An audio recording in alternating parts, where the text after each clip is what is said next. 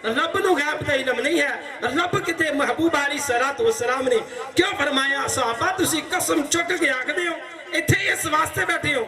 सहाबा की हाँ या रसूलल्लाह असीं कसम चुक के आखदे हां भी असीं इत्थे बैठी तेरा जिक्र करने वास्ते। सोनिया तेरा तेरे महबूब ने साडे ते एहसान कीता, लटपाला रब ने साडे ते एहसान कीता, तेनू भेजिया ते ओदा असीं शुक्रिया अदा ते ओ एहसान नूं जतलाउण वास्ते शुक्रिया अदा करन वास्ते असीं बैठे हां। ते मेरे महबूब अलैहिस्सलातु वस्सलाम फिर की फरमांदे ने साहबा कसम ज़ाते किबरिया दी मैं इस वास्ते कसम नहीं दुआई भी थोड़े बैठक शक सी, थोड़े जिक्र करन दे अंदर शक सी।